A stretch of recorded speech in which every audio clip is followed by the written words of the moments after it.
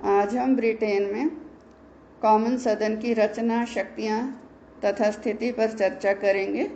Britain में विधान पालिका को संसद के नाम से जाना जाता है और ब्रिटिश संसद को विश्व की समस्त संसदों की जननी माना गया है, क्योंकि विश्व का ऐसा कोई भी प्रजातंत्रीय देश नहीं है जिसकी विधान पालिका पर ब्रिटिश संसद का किसी न किसी तरह का कोई प्रभाव ना पड़ा हो। और ब्रिटिश संसद की जो व्यवस्था है वो किसी संवैधानिक कानून के द्वारा या संविधान के द्वारा नहीं की गई, बल्कि इसका धीरे धीरे विकास हुआ है। ब्रिटिश संसद के 2 सदन हैं। ऊपरी सदन को लॉर्ड सदन और निम्न सदन को कॉमन सदन कहा जाता है। और जो कॉमन सदन के सदस्य हैं वो जनता द्वारा प्रत्यक्ष रूप से निर्वाचित किए जाते हैं। हालांकि इस संस्था का जो उदय है एक सभा के रूप में हुआ था, एक ऐसी सभा जो आम जनता की जो मांगे हैं वो सम्राट तक पहुंचाने का काम किया करती थी। लेकिन 1832 के बाद धीरे धीरे इसने काफ़ी अधिक शक्तियां प्राप्त कर ली और वर्तमान में ये इतनी अधिक शक्तिशाली हो गई है कि इंग्लैंड में साधारण बोलचाल की भाषा में संसद का अर्थ कॉमन सदन से ही लिया जाता है, क्योंकि लगभग प्रत्येक उद्देश्य के लिए कॉमन सदन ही संसद है। इंग्लैंड में संसद की प्रभुसत्ता का सिद्धांत प्रचलित है, माने संसद ही सर्वोच्च है। लेकिन व्यवहार में जो संसद की प्रभुसत्ता का अर्थ है वो कॉमन सदन की ही प्रभुसत्ता है। चाहे वैधानिक क्षेत्र हो, चाहे कार्यकारी क्षेत्र हो या वित्तीय क्षेत्र हो, सभी क्षेत्रों में सब महत्वपूर्ण शक्तियां कॉमन सदन में ही निहित हैं। और इसके मुकाबले जो लॉर्ड सदन है वो काफ़ी महत्वहीन और शक्तिहीन संस्था है। कॉमन सदन में कुल 650 सदस्य हैं वर्तमान में, और इनका चुनाव जनता द्वारा प्रत्यक्ष रूप से ही किया जाता है। इसके बाद इसमें आ जाता है कॉमन सदन के सदस्यों की योग्यताएं, माने कॉमन सदन के चुनाव के लिए यदि कोई व्यक्ति इसका चुनाव लड़ना चाहता है तो उसमें क्या योग्यताएं होनी चाहिए। फर्स्ट है वह ब्रिटिश प्रजा हो। सेकंड है उसकी आयु 21 वर्ष या इससे अधिक हो। और थर्ड है उसका नाम किसी चुनाव क्षेत्र की सूची में अंकित हो। इसके अलावा इंग्लैंड में कुछ लोगों को कॉमन सदन का चुनाव लड़ने का अधिकार प्राप्त नहीं है। उसमें जो फर्स्ट हैं वो है लॉर्ड सदन के सदस्य, सेकंड हैं चर्च के पादरी, और थर्ड हैं पागल, दिवालिये एवं सजा काट रहे घोर अपराधी। इसके अलावा जो लाभदायक पदों पर विराजमान व्यक्ति हैं उन्हें भी कॉमन सदन के सदस्य के रूप में चुनाव लड़ने का अधिकार नहीं है।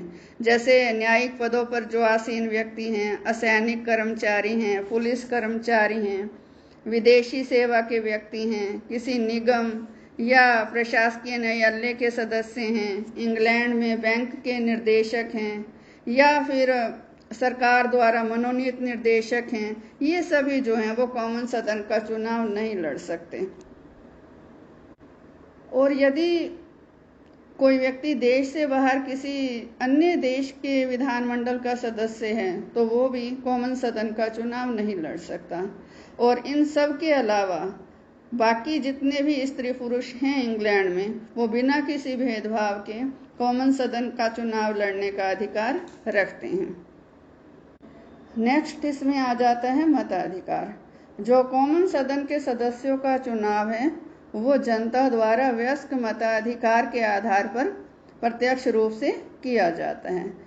वयस्क मताधिकार का अर्थ माने एक निश्चित आयु के बाद सभी को मतदान में भाग लेने का अधिकार। और ये जो वयस्क होने की आयु है वो इंग्लैंड में 18 वर्ष निर्धारित की गई है, माने जो नागरिक 18 वर्ष की आयु के हो चुके हैं वो अपना नाम अपने चुनाव क्षेत्र के मतदाताओं की सूची में अंकित करवा सकते हैं। कुछ ऐसे व्यक्ति भी हैं जो चाहे किसी विशेष चुनाव क्षेत्र में ना रहते हों या देश से बाहर रहते हों, वे भी अपना नाम मतदाताओं की सूची में दर्ज करा सकते हैं। ऐसे व्यक्तियों में हर प्रकार के सैनिक कर्मचारी, विदेशों में इंग्लैंड के राजदूत, उनके सभी कर्मचारी व परिवार के सदस्य, ये सभी उसमें शामिल हैं। और इसके अलावा कुछ ऐसे भी व्यक्ति हैं इंग्लैंड में जिन्हें मतदान का अधिकार प्राप्त नहीं है।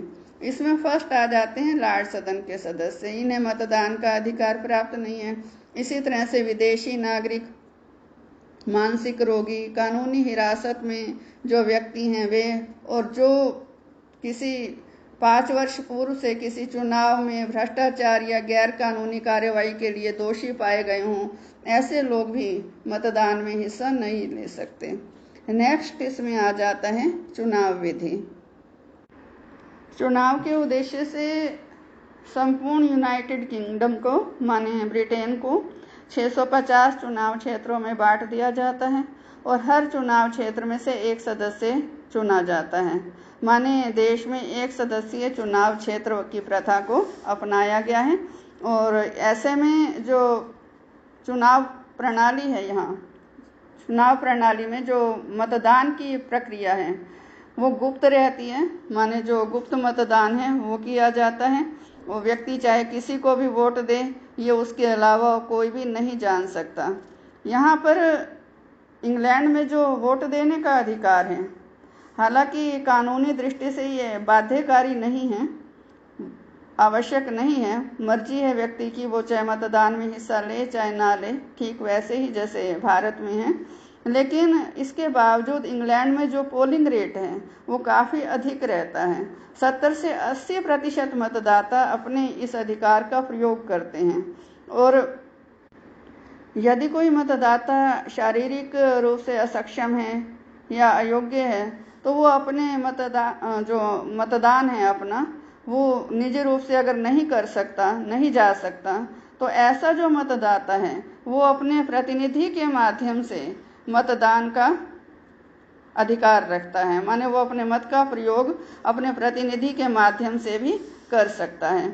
और जिस मतदाताओं को एक चुनाव क्षेत्र में सबसे अधिक मत प्राप्त हो जाते हैं उसे विजयी घोषित कर दिया जाता है।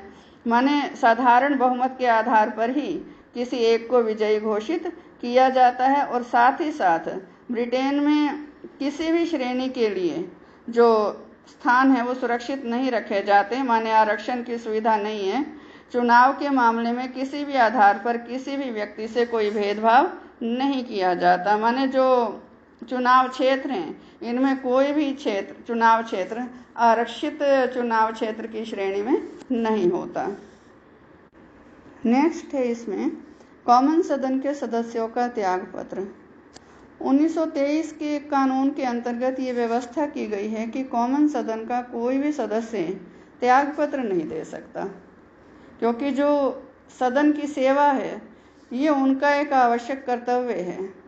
और इसके बावजूद इंग्लैंड में ऐसी प्रथा भी है जिसके अंतर्गत जो कॉमन सदन के सदस्य हैं अपनी इच्छा अनुसार अप्रत्यक्ष रूप से सदन की सदस्यता को त्याग कर सकते हैं। माने प्रत्यक्ष रूप से तो वो त्याग पत्र नहीं दे सकते, लेकिन एक बीच का रास्ता है जिसके माध्यम से वो कॉमन सदन की सदस्यता से मुक्त हो सकते हैं। जैसे कोई भी सदस्य अपना पद छोड़ना चाहता है तो वो ताज के अधीन जो लाभदायक पद हैं वो प्राप्त करने के लिए प्रार्थना पत्र देगा।